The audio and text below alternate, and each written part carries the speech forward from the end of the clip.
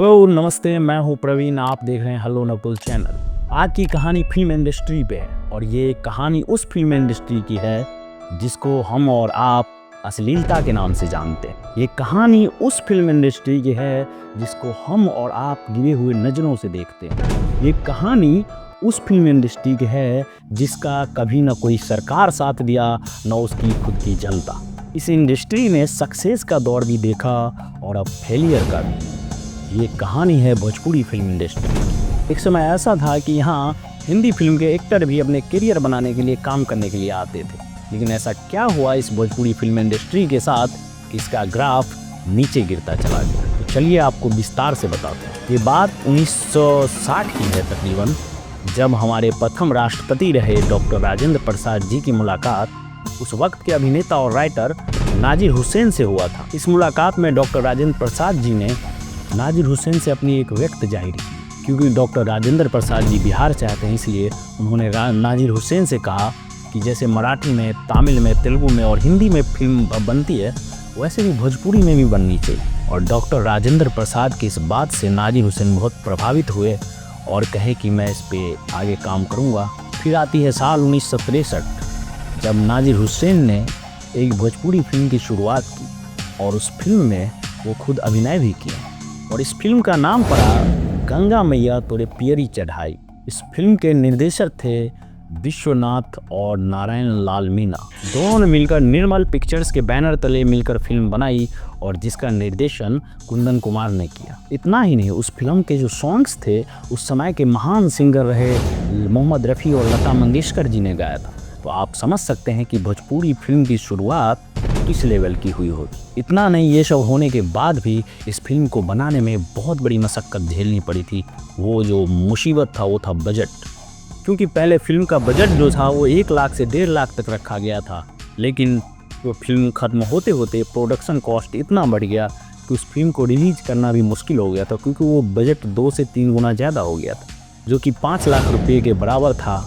और फिल्म बनने के बाद इसकी स्पेशल स्क्रीनिंग रखी गई हमारे राष्ट्रपति जी के लिए सदाकत आश्रम पटना में रखा गया। और ये फिल्म जिस हॉल में सबसे पहले रिलीज हुई वो हॉल थी बीना पटना हॉल। जब ये फिल्म गंगा मैया तोरे पियरी चढ़ेबो रिलीज हुआ सिनेमा हॉल में, ये कमाई के सारे रिकॉर्ड तोड़ दी। ये भोजपुरी का मात्र पहली फिल्म थी भोजपुरी इंडस्ट्री का जो कि अपनी लागत से 18 गुना ज़्यादा लगभग 80 लाख रुपए कमाया।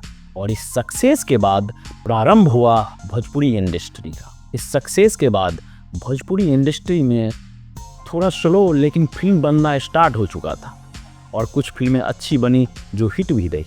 मैं उसका नाम बता देता हूँ आपको। जैसे विदेशिया 1963 और गंगा 1965 में रिलीज किया गया और दोनों ही फिल्में बहुत सक्सेस पाई। ऐसे 1963 से 1967 के बीच कुल 19 फिल्में बनाई गई, जिनमें से कुछ हिट रही जिसका नाम मैंने आपको बताया और कुछ सारे फ्लॉप भी रहे। फिल्म का नाम इस तरह था कि तिधना नाच नचावे 1968 और ढेर चला कि जिन करा 1971 में रिलीज किया गया था। फिर आता है साल 1977, जहां भोजपुरी फिल्म इंडस्ट्री का सूर्य एक बार फिर उदय होता है और 1977 में भोजपुरी फिल्म इंडस्ट्री का पहला रंगीन फिल्म दंगल रिलीज होता है। इसके बाद साल दर साल ये सिलसिला चलता गया और भोजपुरी फिल्म इंडस्ट्री 1977 से 2001 तक लगभग 150 से ज़्यादा फिल्में बनाई, जो कि इस साल में लगभग 6 से 7 फिल्में बनाती थी।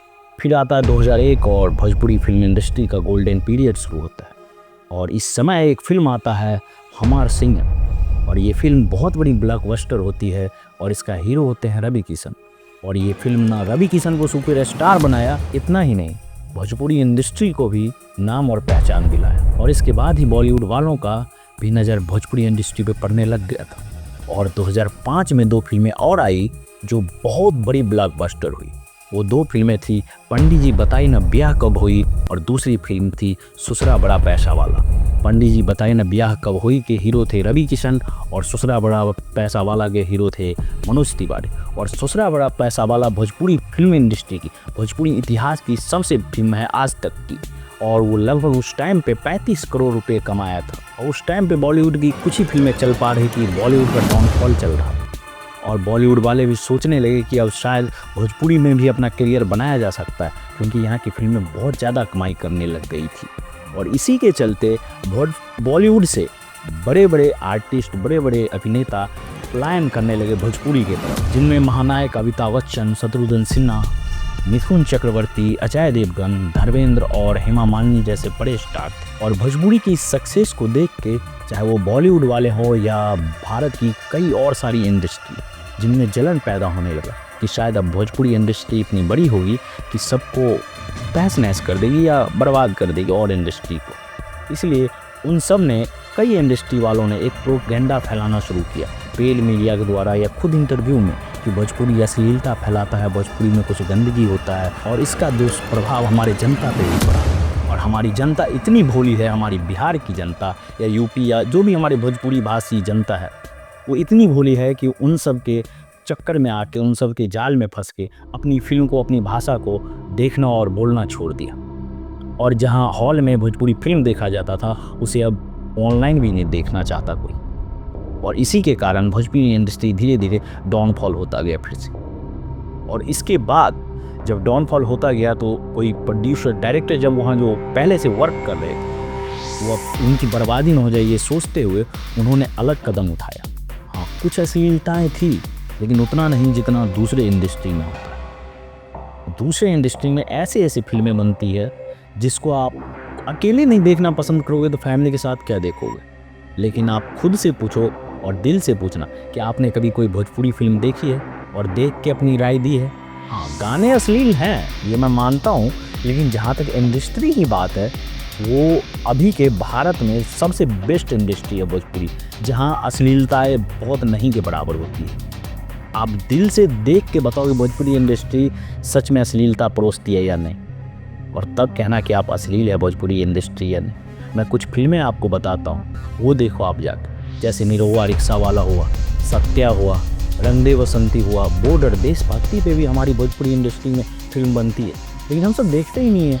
बस दुनिया में कह दिया, कोई कह दिया यूट्यूब पे, फेसबुक पे देख लिया कि भोजपुरी इंडस्ट्री अश्लील है, लेकिन हमें क्या पता कि दूसरे हमें भड़का रहे हैं, बेकार कर रहे हैं हमारे इंडस्ट्री। आपको पता नहीं कि एक इंडस्ट्री लाखों लोगों को रोज़गार देती है, कई लाख लोगों को, लेकिन वो रोज़गार हमें मिलना चाहिए था। लेकिन हमारी इंडस्ट्री आज अलग अलग शिफ्ट हो रही है, अलग जगह, क्योंकि हम सब ने उसे प्यार ही नहीं दिया, हम सब ने उसे अपनाया ही नहीं।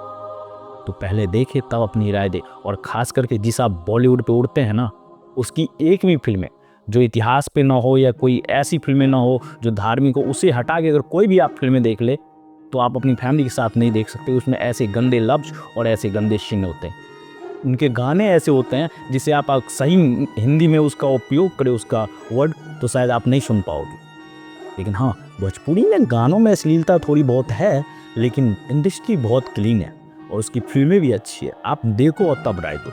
अश्लील होने के बाद भी जितनी भोजपुरी गानों को पॉपुलैरिटी मिलती है, उतनी भोजपुरी फिल्मों को नहीं मिलती। और उसके खुद के जनता से अच्छी बनाने के बाद भी आप देखें आज जाके, कम से कम अगर आप ये वीडियो देख रहे हैं तो एक दो भोजपुरी फिल्म देखें और तब तय करें कि ये अश्लीलता फैला रही है अच्छी फिल्म है। इसे देखने के बाद आप डिसाइड करें कि भोजपुरी इंडस्ट्री गलत है या सही, और अपनी राय आप कमेंट में दे सकते हैं। अगर सही है तो सही और गलत है तो गलत।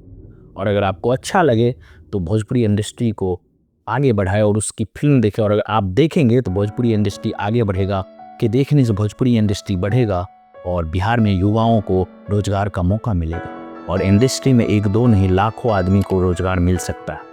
और इसी के साथ मैं विदा चाहूँगा। ऐसे ही आप देखते रहे हेलो नकुल चैनल।